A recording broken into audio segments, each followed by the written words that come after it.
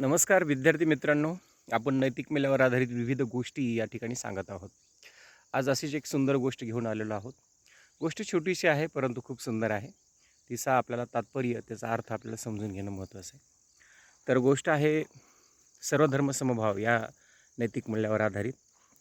तर विद्यार्थी मित्रांनो, एक राज्य असतं. त्याचा एक राजा असतो, खूप ज्ञानी असतो, चतुर असतो आणि तो आपल्या राज्यामध्ये सर्वांना समान न्याय देण्याचा प्रयत्न करत असतो.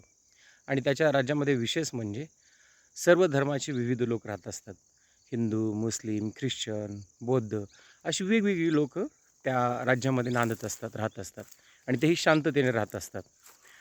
हे पाहून एकदा एक विदेशी प्रवासी येतो आणि त्यांनी पाहिलं की ह्या राज्यामध्ये विविध धर्माचे लोक आहेत आणि तेही अतिशय चांगल्या प्रकारे राहत आहेत.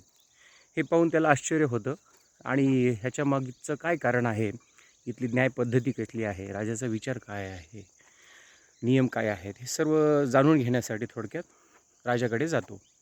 आणि राजाकडे गेल्याच्या नंतर राजाला विचारतो, मी तुमच्या राज्यामध्ये पाहिलं की विविध धर्माचे लोक राहतात, ते एकमेकांसोबत भांडणं करत नाही आहेत. त्याच्यामुळं तुमच्या समाजामध्ये म्हणजे राज्यामध्ये अशांतता निर्माण होत नाही आहे, म्हणजे सर्व काही अगदी व्यवस्थित चाललेलं आहे.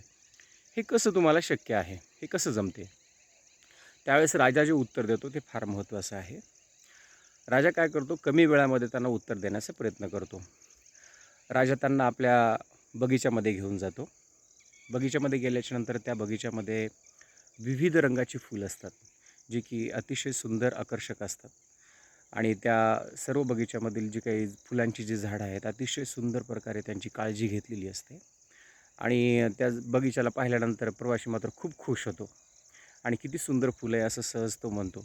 त्यावेळेस राजा म्हणतो, हे पहा, ही जशी इथं गुलाब, कमळ, झेंडू, जाई, जुई, मोगरा हे विविध रंगाची, विविध आकाराची, विविध रूप असलेली, विविध गंध असलेली, विविध जी फुलं आहेत, त्याच्यामुळे ही जी बगीचा आहे ती सुंदर दिसत आहे.